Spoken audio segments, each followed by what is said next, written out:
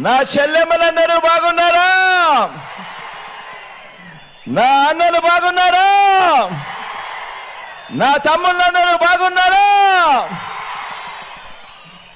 నా అవ్వలు, నా తాతలు అందరికీ కూడా మీ జగన్ శిరస్సు వంచి చేతులు జోడించి పేరు పేరున మీ ఆప్యాయతలకు కృతజ్ఞతలు తెలుపుకుంటా ఉన్నాడు. ఈ సందర్భంగా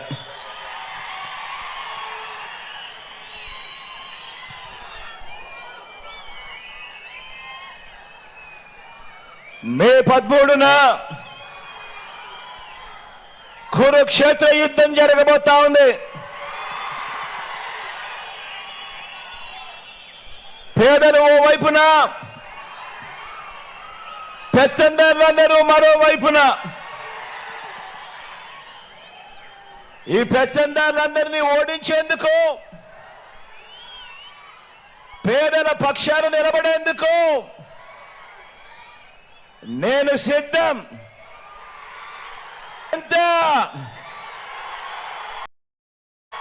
మీరంతా సిద్ధమేనా?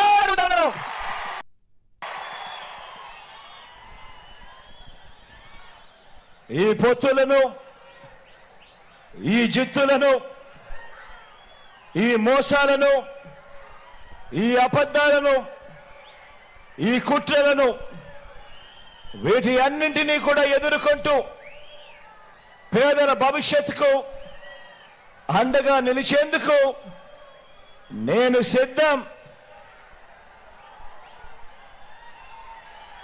మీరంతా సిద్ధమేనా?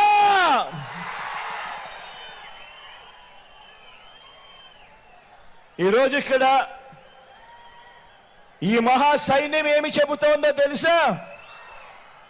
ఈ సిద్ధం సిద్ధం అని లేసే ప్రతి చెయ్యి, ప్రతి గుండె ఏమి చెబుతోందో, మా ఇంట గత 5 ఏళ్లుగా మంచి జరిగింది అని చెప్పి ప్రతి గుండె చెబుతా ఉంది, ప్రతి చెయ్యి చెబుతా ఉంది. ఈ మంచికి మేమంతా మద్దతు పలుకుతున్నామని చెబుతోంది. ఈ మంచి కొనసాగాలని ఇక్కడున్న ప్రతి చెయ్యి, ఇక్కడున్న ప్రతి గుండె చెబుతోంది.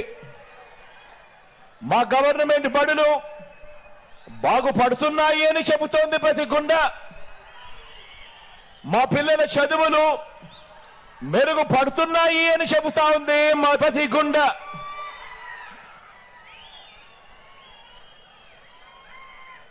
నేను ఆలోచన చేయమని చెప్తా ఉన్నాను. రాష్ట్రంలో ఈ 58 నెలల కాలంలో కని విని ఎరుగని విధంగా రాష్ట్రంలో విప్లవాత్మక మార్పులు చోటు చేసుకున్న ఈ 58 నెలల్లో నేను చెప్పే ఈ విషయాలు ఇంటింటికి వెళ్ళి ఒకసారి ప్రతి ఒక్కరూ కూడా ఆలోచించండి. ఆలోచన చేయడమే కాకుండా మీ ఇంట్లో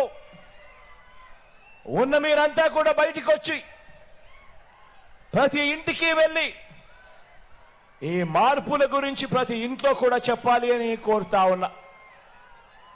ఆలోచన చేయమని చెప్పి మిమ్మల్ని అందరినీ కూడా కోరుతా ఉన్నా. ఈరోజు ఉన్న ఒక పాప కానీ, ఒక బాబు కానీ 10-16 ఏళ్ళ చదువుల తర్వాత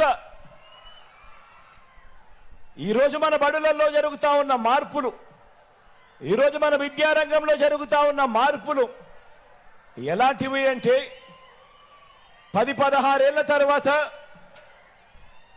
పిల్లాడు చదువుల తర్వాత ఆనాటి ప్రపంచంలో ఎలా ఉంటారు, ఎలా ఉండాలి అని వీరి గురించి ఆలోచించి ఆ బిడ్డల భవిష్యత్ కోసం వారు తలెత్తుకొని సమాజంలో నిలబడేలా, వారి భవిష్యత్ కోసం మంచి నిర్ణయాలు తీసుకుంటున్న ప్రభుత్వానికి ఏ పేద కుటుంబమైనా కూడా మద్య